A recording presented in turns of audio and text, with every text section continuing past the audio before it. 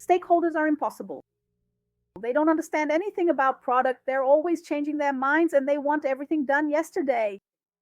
Sound familiar? Of course it does. I bet it does, right? Every PM has these lines in their repertoire. I've said them 1,000 times myself. Until the day a mentor, this was about 7, 8 years ago, asked me a question that kept me up at night. If all your stakeholders are problematic, what's the common denominator? The answer hit me like a hurricane. It bothered me so much that it completely changed the way I work. I think this was, like I said, about 7 or 8 years ago, but to this day, it still resonates with me. Because the truth is, difficult stakeholders aren't born difficult, right? They become they become difficult when they can't trust your process, your communication, or your ability to deliver. And what if I told you that every impossible stakeholder is actually a reflection of your own gaps as a PM? I discovered this over time. Let me tell you a story, a personal account from about 10 or 11 years ago that still embarrasses me to this day. It was a B2B product. A sales stakeholder who was on my case every week, always asking me where the CRM integration was, why it was taking so long. The clients are asking. My reaction was irritation. I would just think, wow, this guy doesn't understand the technical complexity. He wants everything handed to him. It's impossible to work like this. Until one day he exploded in a meeting saying, you promised this integration about 4 months ago and still nothing.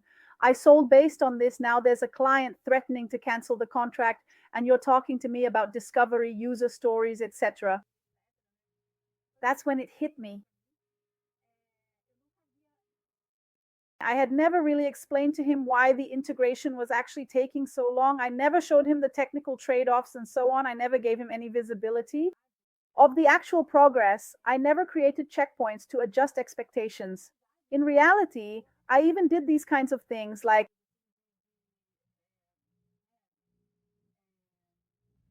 with meetings and deliverables for other stakeholders. But with this particular one, I kind of neglected it. Like I kind of underestimated it. And he was a super important stakeholder.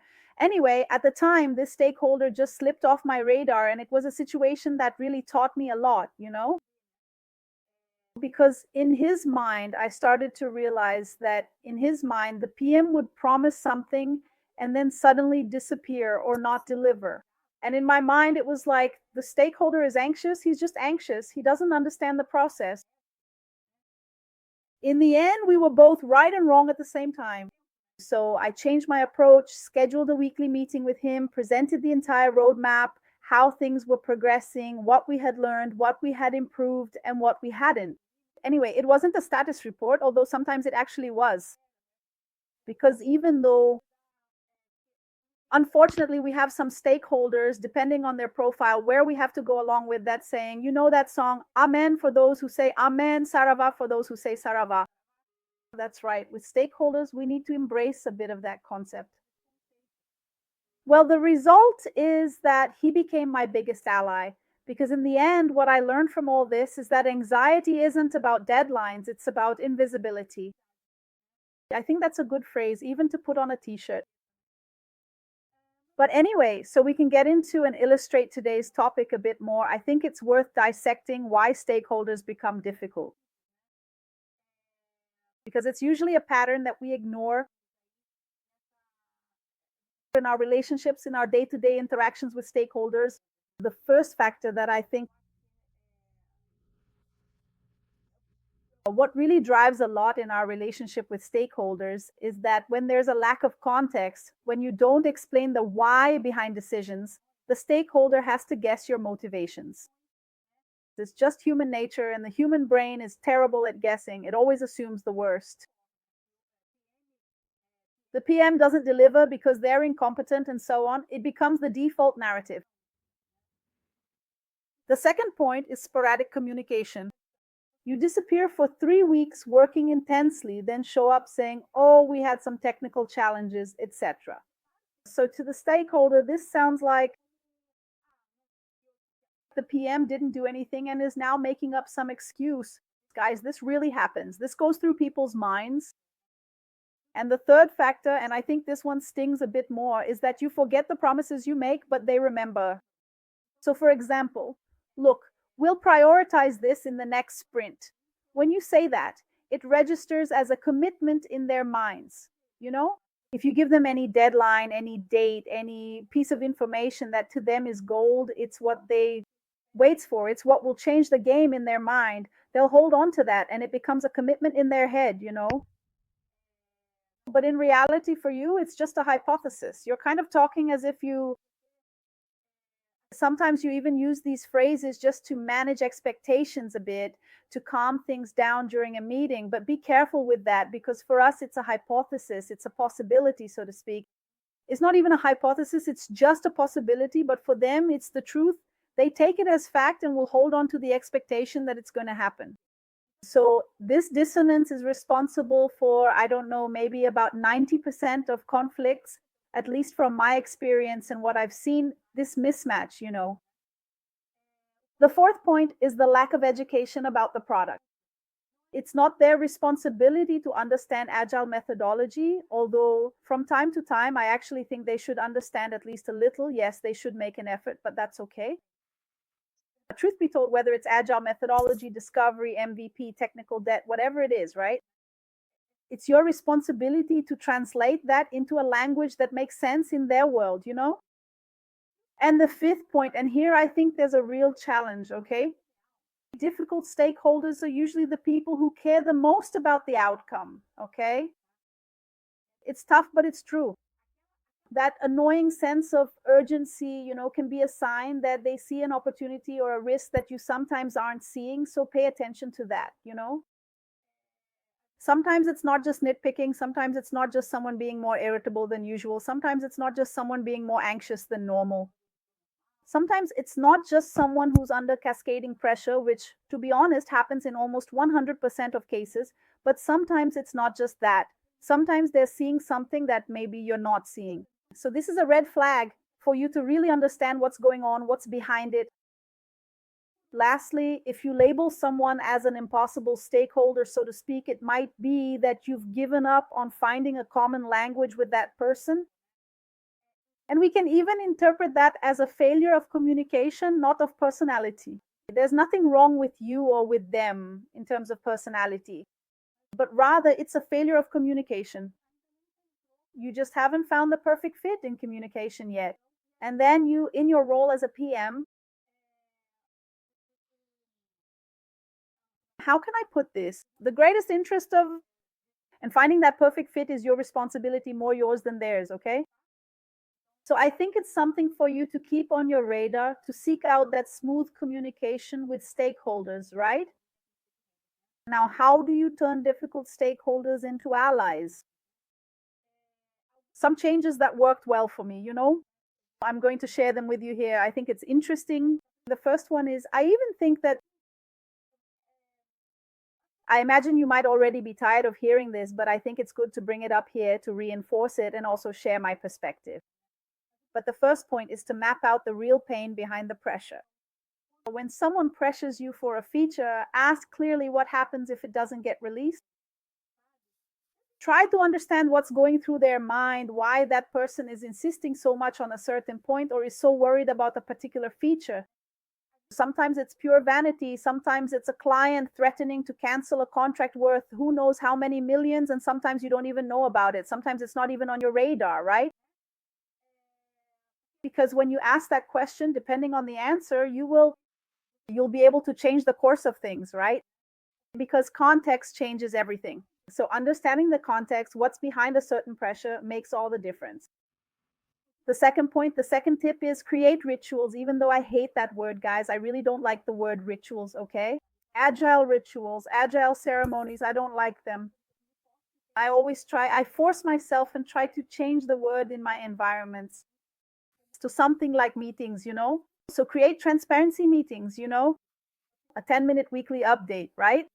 Where we show where we put our focus, what we learned, what changed, next steps, and so on. Anxiety is born in the dark, okay? It is born in the dark and dies in the light. That's another good phrase for a t-shirt. Anxiety is born in the dark and dies in the light. Save that, write it down, make a t-shirt for yourself. Third point, translate technical complexity into business impact. Instead of, I don't know, architecture refactoring, say something like investment to be able to launch features 50% faster over the next 6 months, and so on. Make this translation replace more technical terms with something that is actually palatable for them. The SAP button, the old SAP button, you need to press it. Instead of technical debt, say risk of slowness, which could affect customer satisfaction, etc. Fourth tip, establish communication agreements. So you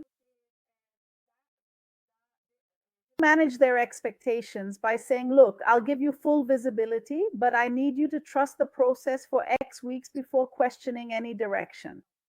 So when you consistently use transparency, professionalism in your interactions with them, and this high level of communication and agreement,